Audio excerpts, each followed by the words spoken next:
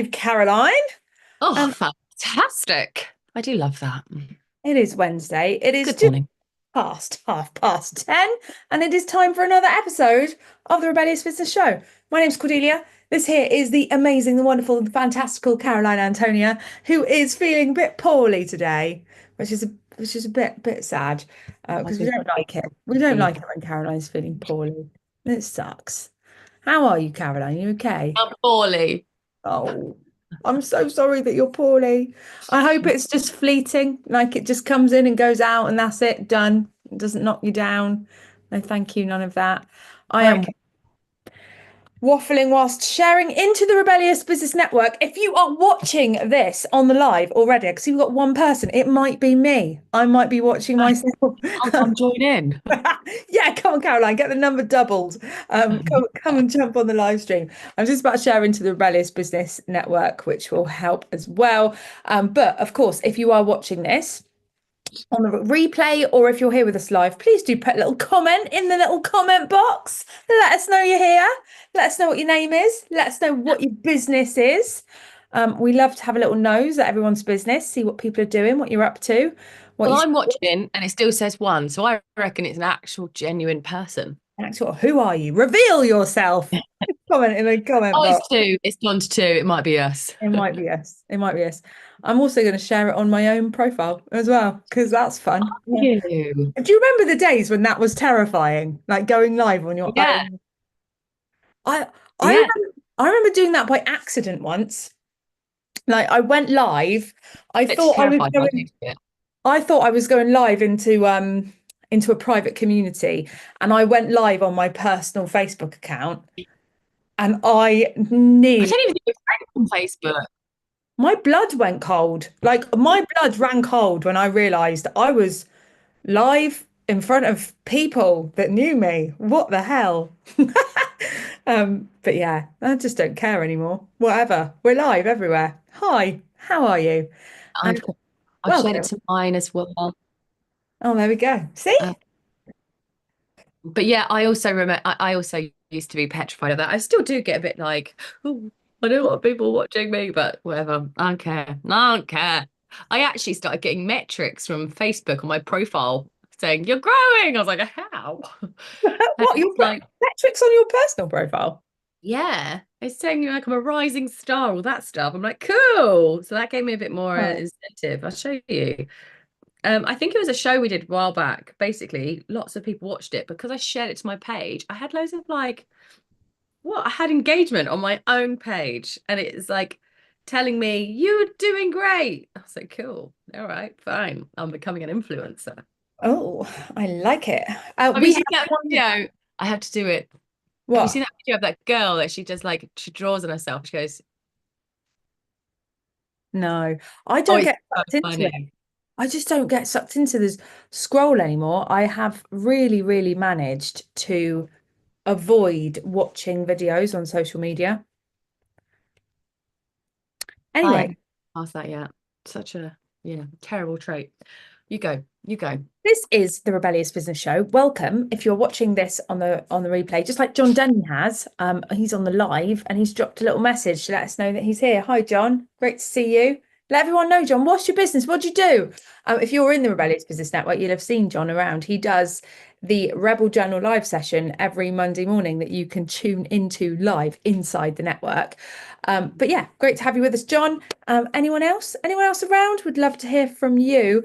We have a great show lined up today. As per usual, we have been receiving questions from the rebels. We have this form on the link rebelliousbusiness.com/spillit.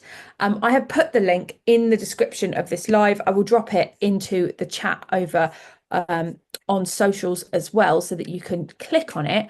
We are asking you to share things with us that you want us to cover on the show. And we've had some corkers. We've had some great questions and statements and declarations sent for us to discuss and get into on the show. And so each week, what we're doing is we're picking three that we want to run with. And Yeah, so you just basically need to click the link, share something with us, and then tune back here every Wednesday at 10:30 to see if we decide to run with it. But thank you so much to everyone that has submitted them so far. It's really helpful. We want this show to be defined and designed by you. What do you want us to talk about? What is it that you want us to tell you or share or spill? And so that is what we are doing, and we would love for you to get involved. So I will drop that into the chat. The first question that we've got today, Caroline, to answer is from someone called, hang on, bear with. There we go. Someone called Sally has dropped, I can't make the next networking event. Is there somewhere I can see or book future events? So she's talking about the Rebellious Business Networking event, I imagine. Caroline, do you want to give everyone a download what that is first and foremost? I can. Do you want to dig into like, do you want to find a link? We could share links. Let's do Yeah, links I'll as do well. that. I was literally handing that to you to go get a link for the last thing I promised anyway. So Oh, yeah. grab links. What is the Rebellious Business Network, Caroline? Just for anyone that doesn't know. And then we'll answer her question. We have so the Rebellious Business Network, our live event is we host a live networking event basically, which we run every 2 weeks, and it's to rebel against the traditional anything really business. But when it comes to networking, we want our rebels to come together to connect and bond and get to know each other and build relationships with other business owners. And that's kind of hard to do if you're sat quietly watching someone deliver a 30-minute PowerPoint presentation.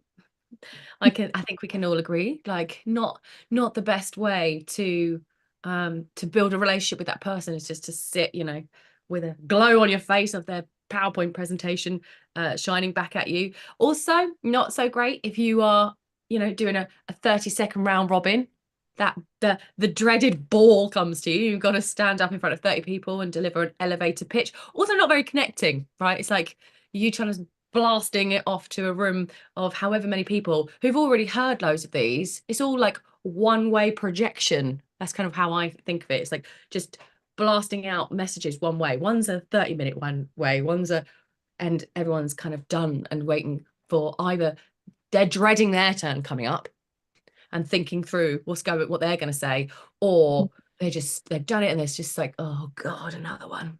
And I don't think that's completely fair, but that's the general round robin introduction elevator pitch is not also great for connecting. Like, well, let's talk about connecting. Not great for building relationships. And then, well, yeah, I can't remember. There's another one which I've talked about before. Oh, you know what? As well, it's an exclusivity element to a lot of networking events. We've already got one of your niche. We've already got a copywriter here. We've got a social media manager in here, so you can't join. Ow. So basically, it's rebelling against non-connecting networking and also boring networking as well, because we want you to connect, and we think the best way to connect is to have a flipping great time. So we create an environment that is really high energy, that is really fun, and we set you missions, we give you games, we have challenges, we have prizes, and we also specifically create a breakout environment where the idea is that you come away with a booked call. So there's no follow-up ghosting situations going on. We actually really want you to come away with a call booked in your diary and to start like filling out that network. So that's really what the Rebellious Business Network is. And we run it every other week, every other Thursday at the moment. We will be adding more dates eventually, I assume. But right now, once every 2 weeks, and it's on a Thursday at 1 p.m. once every 2 weeks. So if you can't make this one, The next one is happening tomorrow, actually. Just look, we've got 212 people registered for tomorrow's networking event. That's another thing I hear people say is like, oh, I went to a networking event earlier this week, but there are only about 3 people there.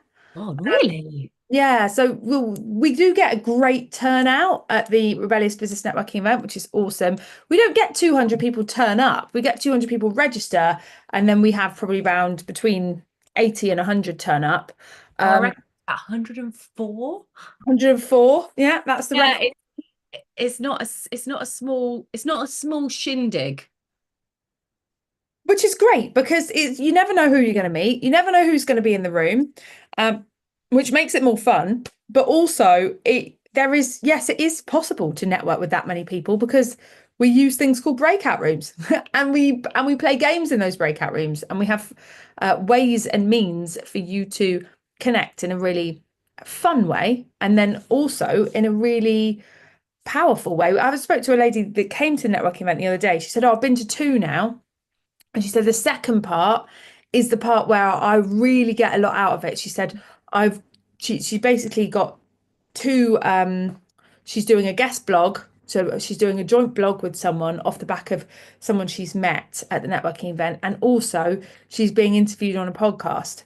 And that is awesome because it's what we love to see is that not only are you going to these networking events and getting connections, but you're also getting connections that are enabling you to demonstrate more authority in front of your audience or build some credibility, put yourself out there more. It unlocks doors in lots of ways.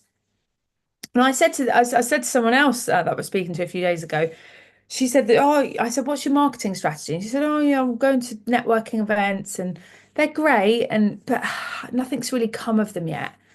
And I said to her, and she was like, oh, no way. I said to her, you want to be going to networking events with the mindset of turning up to make friends. If you're Mm. going to try and get clients, you're going to miss 80% of the opportunities available to you because you've got that one track mind on getting a client, and then everything is kind of geared and anchored towards that. If you go with the objective of, I want to make friends and I want to get some new business friends around me, then what will happen is you'll end up collaborating with people. You'll end up getting into conversations that are really productive in other ways, and other opportunities will come up. And she was just completely mind blown by that concept because more networking is just generally like, trying to tout for business, isn't it? Trying to and get touted to for business and just a big business Yeah. touting situation. I think that was the other point I was going to make is that like, a lot. I know everyone. We come we come with the assumption like if you're going networking, you want clients. Like that Mm. is the baseline assumption, and you should expect clients. Like that's what you should be aiming for, and that's what you should be working towards is to get clients. That is really the whole point of networking. But itchy nose. Sorry, I'm gonna sneeze. But like the problem with networking in terms of getting clients is that everyone's there to get clients. So you're in a situation where you're like, um, you're basically going to a market as a seller where there's no foot traffic really. Like you're just going to a market full of people selling stuff, and you Yeah. are the only foot traffic in there.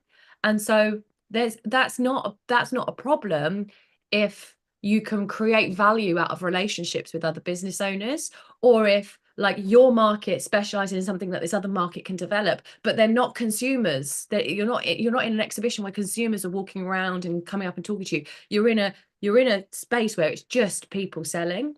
So additionally, that isn't great for connection. It's not great for getting clients as well. It makes it a little bit more complicated, and you need to approach it with a more like a different angle, which is relationship building. If you want to get really anything out of it, you have to build relationships.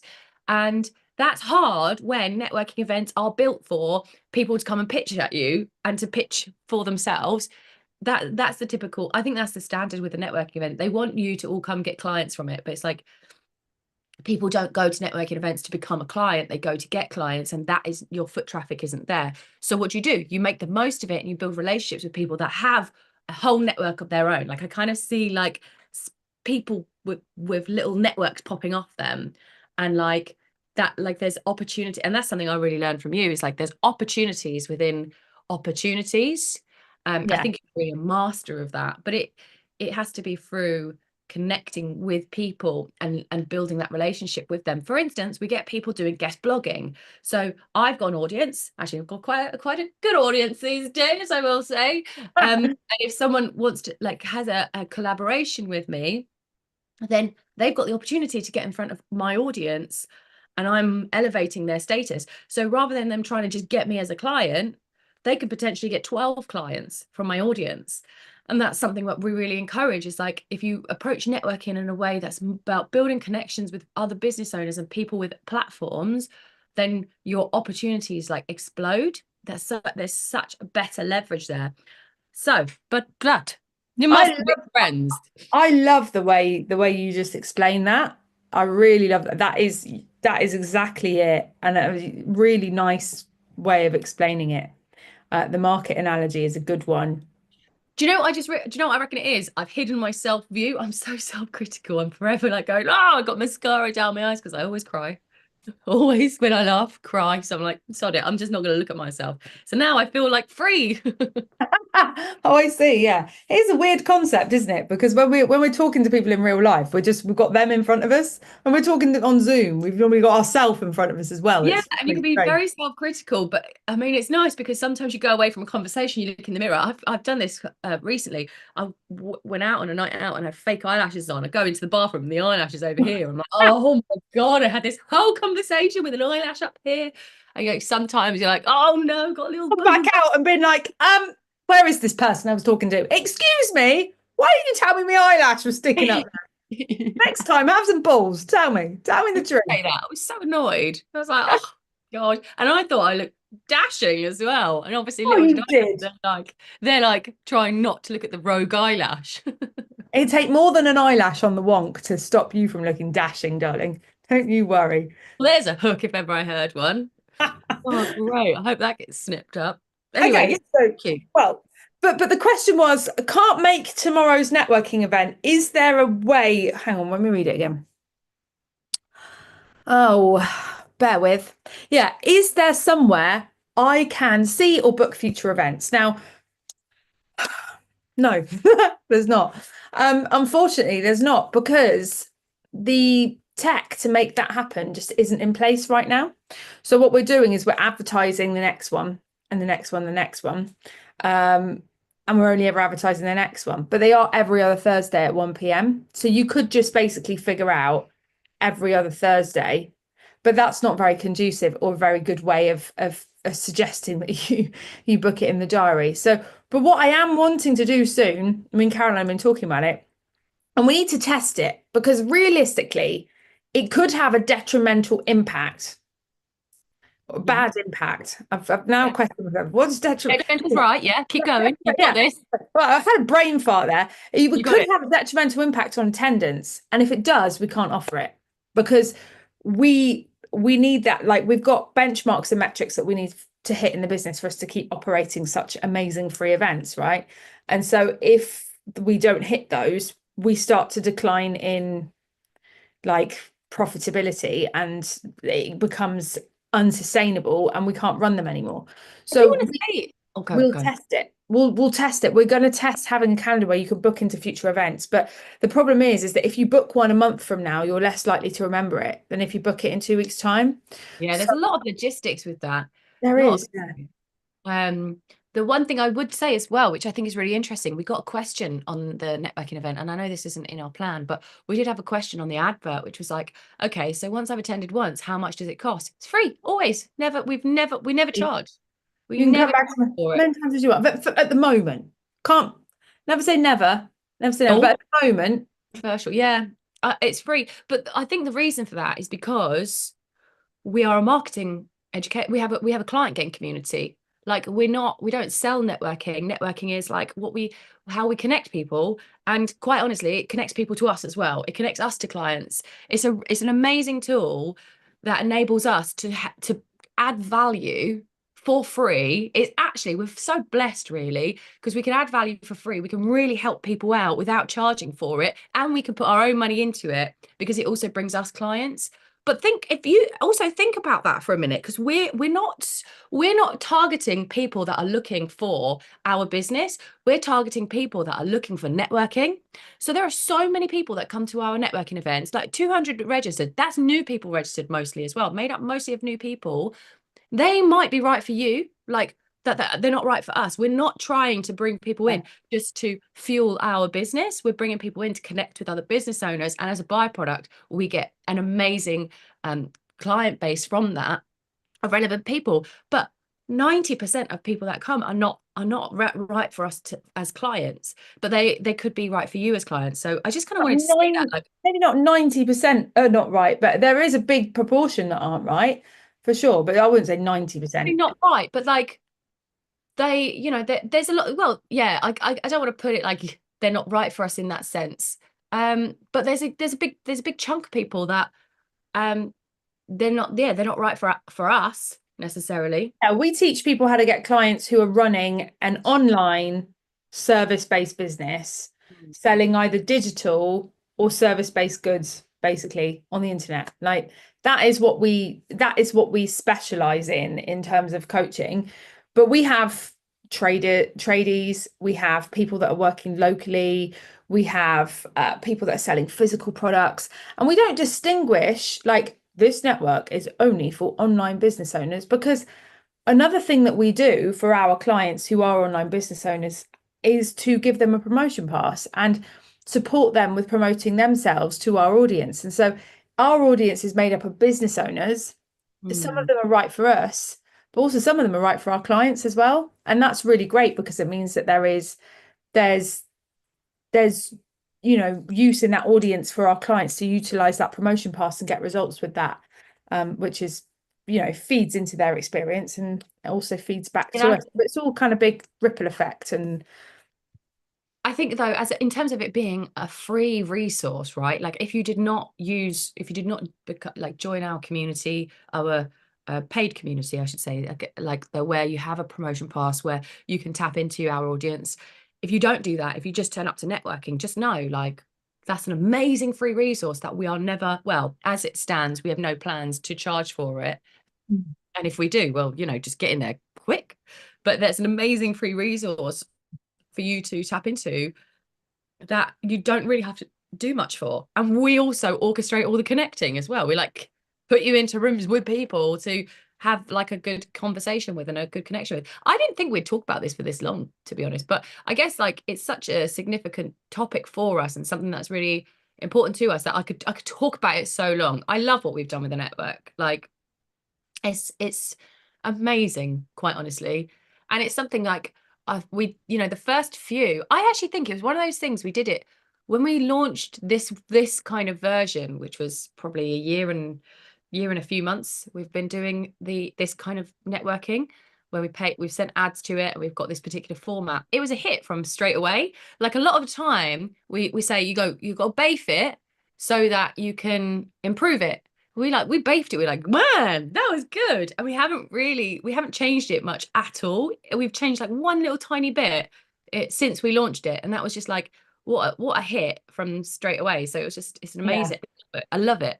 You say that, but it was a hit based on what we already knew from running the Rebellious Business Network since 2020. It was not the first time we run network. True. It was a refinement and taking. Yeah, it was definitely a refinement of things that have been done in the past, but there was a lot of new elements that we were testing at the same time. And they tested brilliant. They did. It was great fun. It was awesome. I love the network. I'm looking forward to it tomorrow. Guys, if you want to come along, we are live for the Rebellious Business Network Thursday, the 13th of February at 1 p.m. UK time. That is tomorrow. If you are seeing this on the 12th of February, otherwise it is whatever relation to the current date it is that you are listening to me say this. But it's a lot of fun. And as Caroline said, we run them every 2 weeks. So the link that we have shared in the chat, and if you listen to this on the podcast, I'll be in the description. If you're on the YouTube channel watching this, then it is there. Wherever you are, there's a description nearby with a link to the network in it. So if you click on that, you will be able to then go to the page, and it says on the page what the date is currently, so that you can then sign up for that one. If you can't make that one, as Sally has asked, well, there'll be another one in 2 weeks' time. It's always Thursday and it's always 1 p.m. at the moment. But the network event is every 2 weeks. So if you can't make that one, just come back and see what dates we got running in a couple of weeks' time, or just make a note to come back and sign up in a couple of weeks or after the next one has happened. And we are going to test a future booking system, but it will be a test because we need to make sure it doesn't negatively impact attendance, and also sales. That is really important. Otherwise, it's just not a very good thing to do for the business. So if that's the case, if we test it and it works and it was here to stay, then great, because I really want that for you guys. I want you to be able to book in future events, but we do have to test it. So, well, we'll let you know about that in the future. Changing gears, Caroline, we have a question from Sam Welsh, who asks, what is your worst toxic traits? Toxic traits. Oh my gosh, toxic. Worst toxic traits. I think a lot online, like everyone talks about, well, people talk about a toxic trait, like, so I can name one, and like someone very close to me, I'll say. I won't point out exactly who it is. They get very stressed that people in their household are messy, but at the same time hate it when people clean up wrong. So they would say their toxic trait is getting really upset with everyone for not helping out with the housework, but then also getting really upset with them when they do. Sounds like Jennifer. It genuinely does. Oh, is that Jennifer? Is that Jennifer? That's Jennifer's a bit like that. Yeah. She could be like that. Okay. Like that's like very, because then everyone around her is like, I don't know what to do. Okay, well, I invite the rebels to get involved and share with us what is your toxic trait, because we can give you a shout out for that, and blast that all over social media for you, which I'm sure. Yeah. Let us expose you. Whilst you're thinking, what are our toxic traits? There is one thing I'm doing at the moment with children as they grow up that I really don't like, and I do think is a bit toxic. Which is really a terrible pre-frame for what I'm about to say. It's not that bad. Brave. It's like my eldest daughter is 12, right? And she's the one that's bore the brunt of this, because she's the one that's hitting the next age level first. And I find that every time there's a new thing that comes up, like she's hitting a new kind of level in her adolescence or maturity, it freaks me out. I get panicky. I get scared. I get a bit worried. I shut it down. I'm like, no, we can't. I'm not ready for this. I'm like, you cannot age. Please stop growing. Like, I need you to like stop. I get scared. Like, I get scared. So for instance, there was this one day where she just wouldn't come out with us for breakfast. We were going out for breakfast. She didn't want to go. And I was like, it was literally, I'm in my head, I was like, that's it. The moment's arrived. She doesn't want to do things with us anymore. It's over. She says, that's it. Her childhood is finished. And I get in like a little state of panic. Then I managed to calm myself down, journal, or do whatever I need to do. And then I kind of get over it. And look, I'm being hard on myself, because I think when your children get older, I know when your children start to get older, you grieve the loss of your child as they turn into someone who is more independent. And that is really hard. And there is a lot to face there in terms of letting go, in terms of trusting them, in terms of just so many flipping areas. But I think that's one thing that I wish I could just chill the hell out a little bit and just be like, it's okay. She's just wearing fake eyelashes. It's all right. No one is dying right now. She's just put some fake eyelashes on. It's fine. It's like, it's not going to hurt anyone. It's okay. It's all right. Because like, it takes me a couple of weeks and then I'm like, all right, I'm all right. I'm used to it now. I'm okay with it now. So I think for me, the toxic trait is panicking at change, maybe. I don't know. Is that I do think you do hate a bit of change. I love change. I'm actually all right with it, but there's this element of it freaking me out at the beginning. Yeah, I don't know. I don't even notice change around me, I suppose. Like maybe things don't change. Maybe my life is really stagnant. But I notice like change change is a bigger topic for you. When things change, it really affects you. And like, I don't know if things just don't change around me, or if I just don't care about change. If that makes sense. Like things, I just don't notice. Maybe that's my toxic trait. I don't notice things are changing. I just go with it. I do think sometimes I think my toxic trait is actually, I can be very laid back. Yeah. I'm very, very laid back, I think. And the only reason I know that is because I don't get it when people are like panicked over things. I think I can minimize things a lot. Well, it's fine. It's really not a big deal. And then like I think afterwards I'm like, actually, I don't know if I'm the authority on that, but I think I have. You I do think that. I You do find do things. that sometimes. When I'm panicking, you're like that. And there's occasions where it's a bit, almost a bit dismissive of the thing Yeah. I'm panicking about. But then I think I'm over panicking and you're very, and sometimes I literally come to you to talk to you about stuff because you're chilled and because Right. I know you will calm my panic down. Do you know what I mean? Yeah, yeah, yeah. But I think that's like, I think it can be quite dismissive. Like I think so. I don't think you're too bad. Like I don't think you're the biggest panicker I've got in my life. I've got one person who is just constant, just a life of panic and worry. And I think I probably should hold more space because such a Ariana Grande and Cynthia. Anyways, it's funny thing. Hold space is very. I think even saying that is a bit of a toxic trait. I do. Holding space. I say that. That's a normal phrase. It's becoming a bit of a thing. Anyway, so I think I need to, maybe I get affected by people panicking. Like I think it bothers me. I think I'm like, just chill out, man. And so then I'm like, I tell people to chill out. And I don't think they need to hear that. I don't think they need to hear that. And in my head, I know they don't need to hear like me telling them to chill out. But I just don't know if I have any, like I don't think I'm very good at um being supportive in panic times. I think I minimize. I think that's mine. I minimize panic. Interesting. Yeah, I think so. I don't, but then I'm also, maybe this is me being really laid back. I don't think I've got many toxic traits. I think I have got A one, which toxic trait in and of itself. Come on. yeah, yeah, I'm really delusional about my own toxicity. I think I'm really cool. I'm really groovy, man. I'm just so chilled out and relaxed. I don't have toxic traits. I'll tell you what I do have. Although That's you, very Ariana Grande. Although since watching Wicked, in my head, Ariana Grande is just narcissistic because that was very that she played a very narcissistic role, and I was not expecting it. yeah, she did. I actually really, I was very impressed by her acting in that. Actually, anyway, That film that was crap. you think it's crap? Yeah, I did. I thought it was awful. I, Did not. I went to the cinema to watch it twice. I loved it. I was just like, oh, for God's sake, this is just awful. Thing, And you know, I love a musical. I loved I Encanto.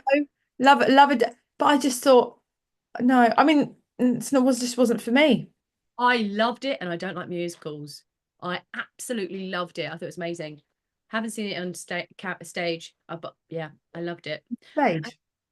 I didn't see the theatre. Do you remember? I think I said to you, you should take the kids to see Wicked, and you're like, great, yeah, okay. Take 3 kids while I'm pregnant to West End on a Thursday. Sounds terrible. And I was like, it's at the cinema. Like, oh, I do remember that actually, yeah. yeah. I think you thought I was just being, again, probably really flippant. Like, yeah, just Yeah. take the kids to the West End. You're like, that's quite a tall order, like just on Thursday. It's a bit much, Caroline. Yeah. So, but well, Yeah. So, yeah, I think though about the panicking and the worrying and all of that, it's just a form of it's a form of anxiety and it's yeah, a form of pessimism, I think. I do feel like I'm very pessimistic. I will often go to the panic and the freak out and they're like, oh my God, this means lots of negative things. And then have to turn it. I've got this like phrase that I've been using lately, which is like just flip it over. oh Flip it yeah. over. What's on the other side? And Because how does that like? Do often, you actually practicing just doing it as a straight up like flip it like, rather than flip it over. What's on the other side? Like what's yeah, underneath?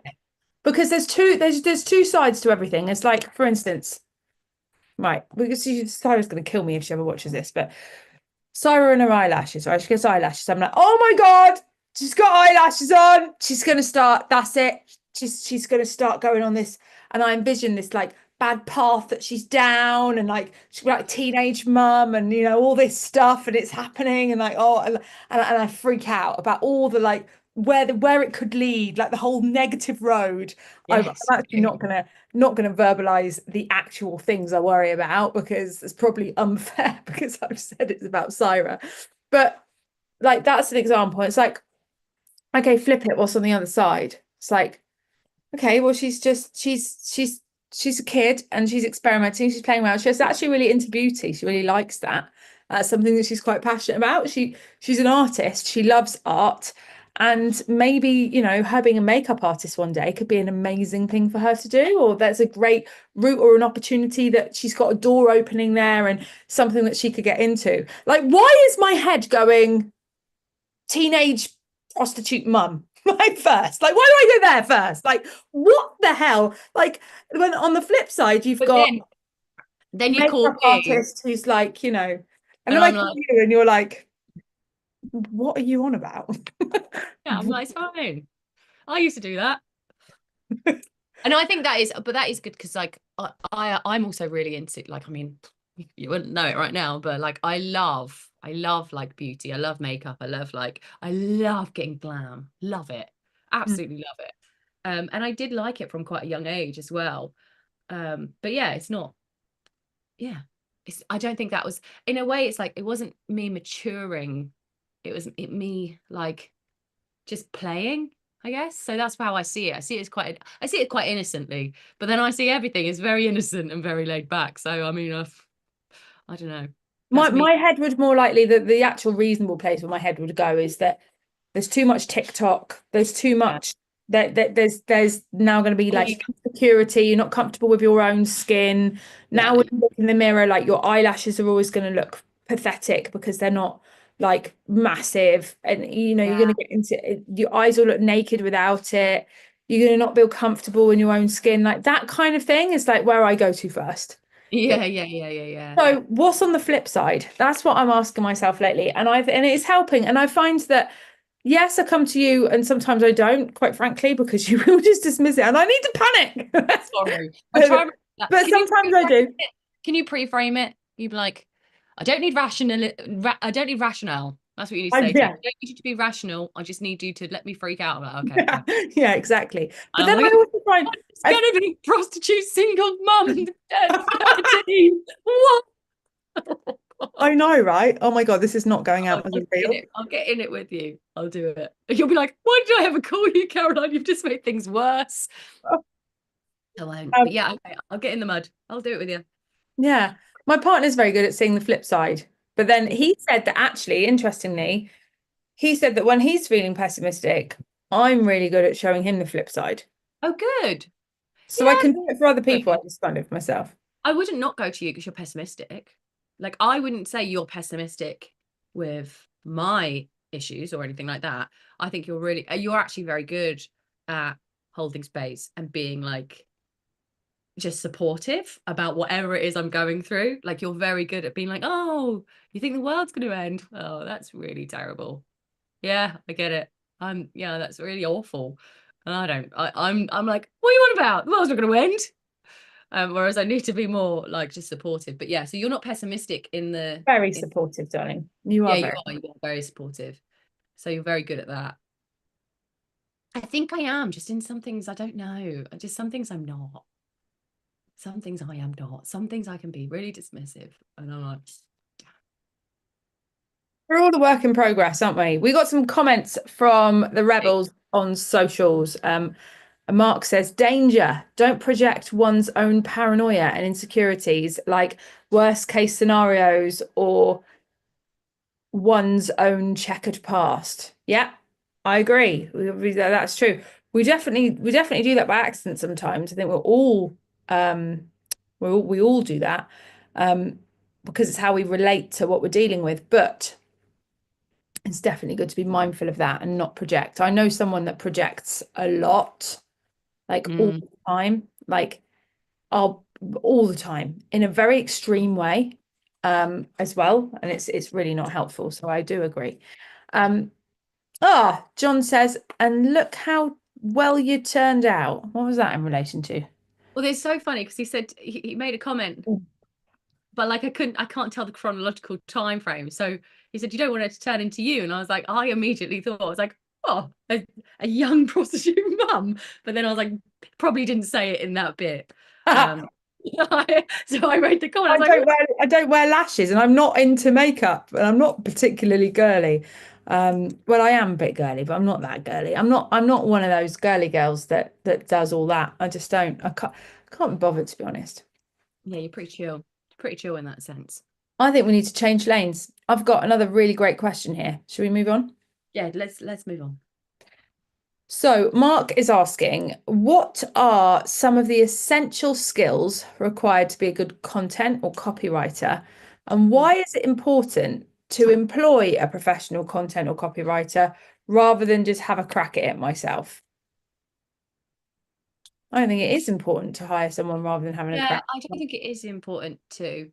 Well, the thing is, you've got to allocate your business expenses to what the business needs. If you need a content or copywriter, then that's why you'd hire one. But if you don't, if you can do a good enough job, and eventually, like, I think we do a great job with content and copywriting, you know, but I would like to hire someone at some point to do that for us, because you always want to continue to build your team and build that platform. And I think content and I think writing takes up a huge amount of my time, which it shouldn't, I don't think, at this stage. I think I should be doing more on the business stuff rather than in the business. So it depends what you're looking at. It's like, if you're just starting out, you should have a crack at yourself. And I think having a crack at it yourself enables you to really learn your product. That's critical. Yeah, it's really critical. And people might say, like, well, you should know your product if you're selling it anyway. Well, everyone I work with, let's say we're getting into the messaging side of things, there's always fuzziness, and because it's not just about the thing itself, it's about the value of the thing, and a value is a perception. So it's getting into perception of value. And also there's multiple perceptions. So when you like refine something, you have to get into that one, you pick a perception and you hone in on that. Anyway, so doing your own copy or content enables you to really learn what that value is that you're pushing. So for instance, we run a networking event. We could push, there's lots of different ways that we could say this network is valuable, but we push connection. That's what we perceive as the value of networking. So that's where we frame everything in that frame. Now, working through and writing a lot of that copy myself, really, like Cordelia said earlier, so I love how you frame that. I love how you spoke about that, because I've thought about it so much, and I've thought it through in ways that you might not necessarily give yourself that time to think through. It's really like you wouldn't, you doing the in the business stuff enables you to really think through the different parts of that element. And it also enables you, I think, a closeness with your customers and your customer journey. So I don't think you need, but like now I'm like, well, my next challenge would be like, gosh, how could I hire someone to talk about the networking of in the same way that I would want it spoken about? I'd have to train someone in all this stuff that I've learned. That would be a really big challenge, but I wouldn't hire someone to figure that out for me. I've now got this piece in my head. I've got these things where I could hand that over to someone. It'd take me quite a long time, and they'd have to be sort of vetted and trained. But that I wouldn't just go, well, I'm not good at copywriting, so you do it for me, because they need to know, they need to learn from you need to lead that path. Anyway, that's sort of my perception of that. But copywriting is an amazing exercise for you to get closer to what you're doing and your audience and your customers.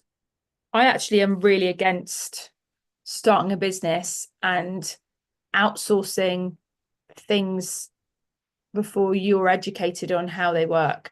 Mm. When you start a business, you have to accept that you are also going back to school. There you are getting your education in marketing and also in business. It's so much that you need to learn and you're going to learn. And unless you've got massive investment and you're doing like a, some backed and funded startup of some kind where you've got a business plan and you've got massive investment, you've got targets to hit within a certain amount of time. But that's not the kind of person we're working with generally, or the kind of person we have in the Rebellious Business Network. These are coaches, mentors, tutors, trainers, educators, consultants, designers, authors, influencers, people that are grassroots trying to build a business and make a name for themselves. You are going to damage your business if you outsource to someone who is bad at the role you have given them. And the reason why I say that is because the content that you are putting out there and the copy that you're writing is often a first impression or a second impression, and it needs to really represent you and your brand. If that's not right, if they're not getting that right or they're not doing that well, to start off with, it's going to impact the revenue in the business and you're going to really struggle.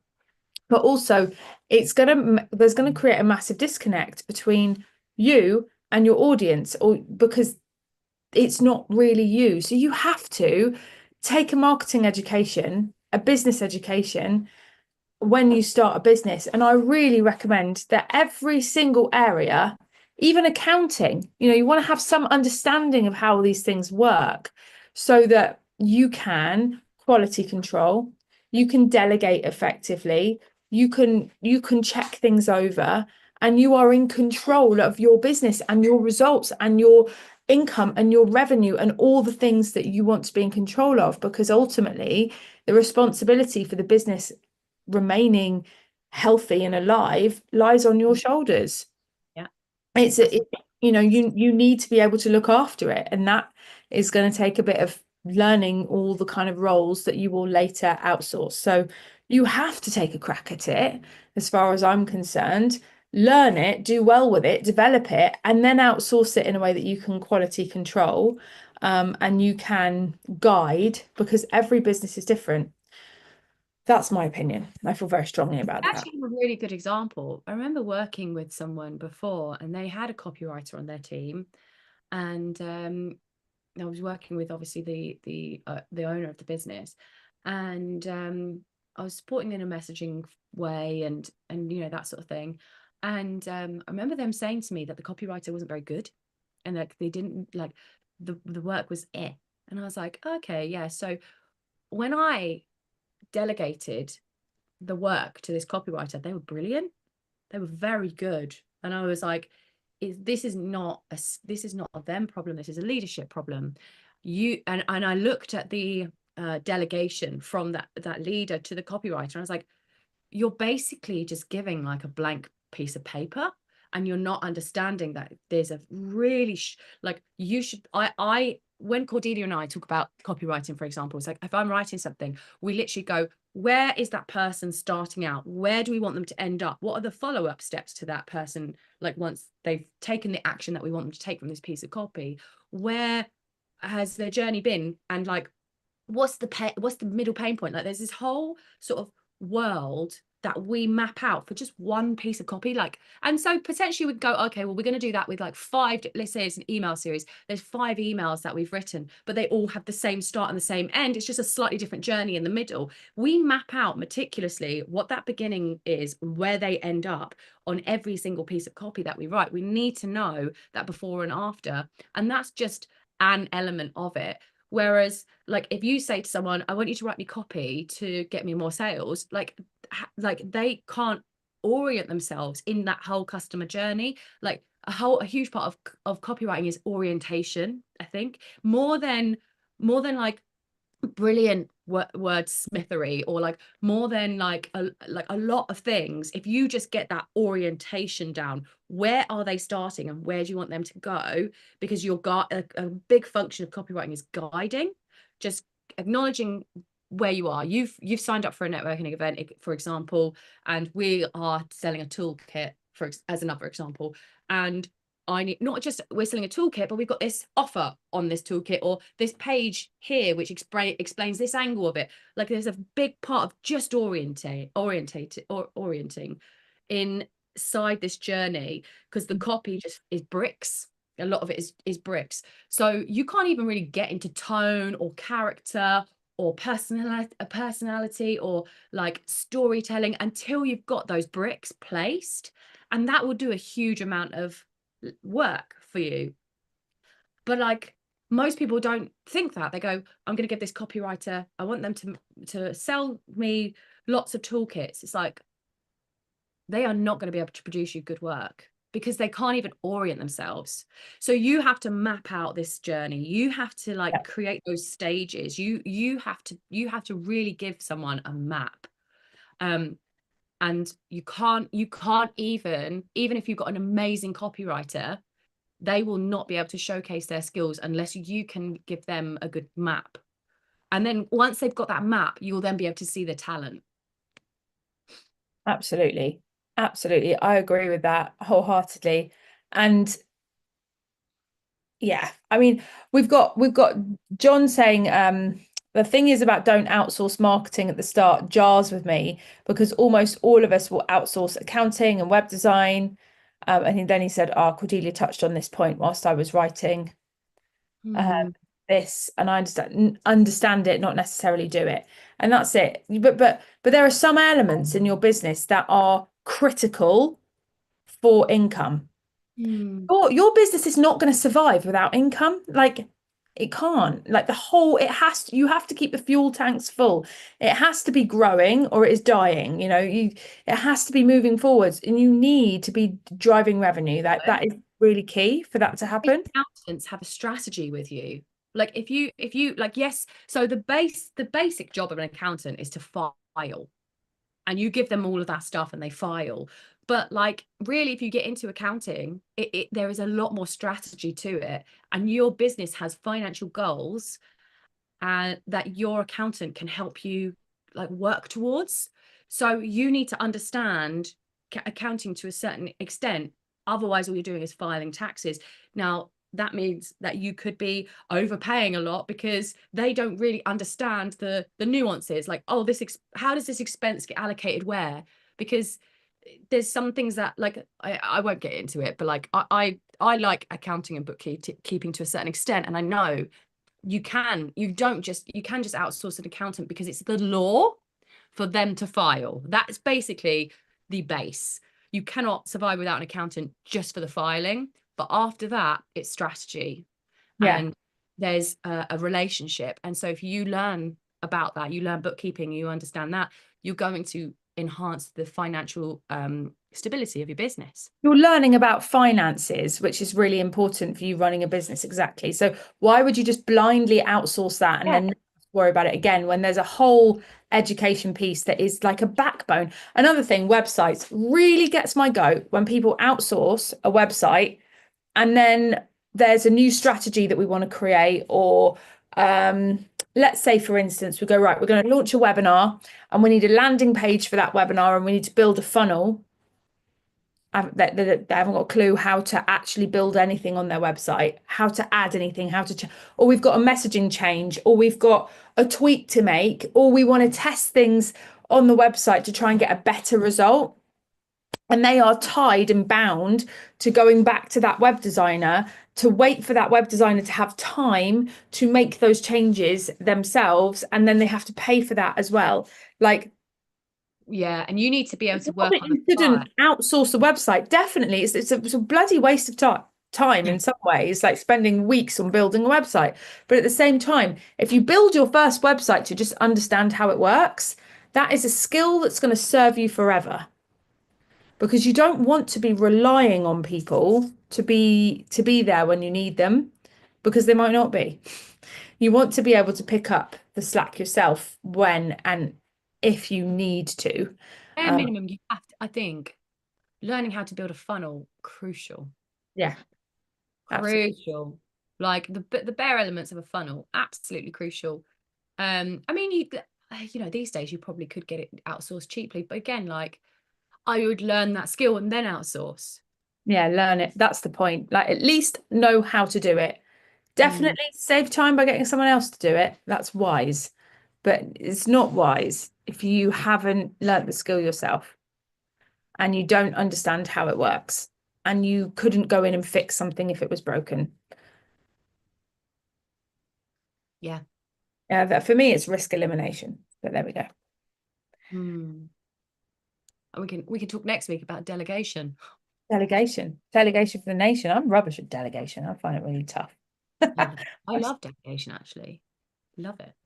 Enjoy it. Well, we do have one question in for next week already, which is exciting. I'm looking forward to covering that one. We haven't decided on the final two, so you still have a great opportunity to jump in and share with us. What would you like us to talk about on next week's show? There is a link, a spill it link, where you can write down what you want me and Caroline to spill it on, what you want us to spill, and we will, if we think it's relevant and useful. We had some quite inappropriate things as well that won't ever come out on the show. So strike a balance between completely and utterly outrageous to the point where it will get us shut down if we talk about that, and interesting and relevant to business. Strike a balance in between, and it will definitely get put on the show where we can fit it in. But yes, so that link is in the description of this live. I'm so pleased that you have been here with us, for those of you that have been here with us live. And Caroline, I've just gone into automatic wrap up. Is there anything you want to do or say before I do that? Because it just happened, just kicked into gear. No. I love it when you automatically wrap up. When you're feeling ill and you're ready for a cup of tea. Are you ready for a cup of tea, babe? I'm ready for a cup of coffee. I'm ready for my second cup of coffee of the I'm day. not getting the tea versus coffee debate. That's for Tinder. I'm joking. Is it? I wouldn't know. Like pineapple on pizza shit. You can see that I've reached my professional ceiling. I should have just carried on rapping. I should have just. Well, I will just carry on. But yeah, so please do submit your questions, quandaries, statements, stories, anything you want us to cover on that link that is in the description of this video. It is rebelliousbusiness.com/spill-it. Spill it. So if you submit them in there, then we will get it covered on the show. In the meantime, between now and next week, when you'll be discovering if we have decided to run with your spill it question statement or whatever it is, we have the networking event tomorrow. Come and join us, come and get involved. It's going to be a lot of fun. We're going to be playing games. We're going to be putting you into breakout rooms with awesome people. We know they're awesome because they identify as being rebellious, which just always brings some awesome people together in a big Zoom room. And I have evidence of that. So come check it out for yourself. I think you'll love it. If you've been before, come again. It's always free. So you don't have to pay for the second one. It's not a taster.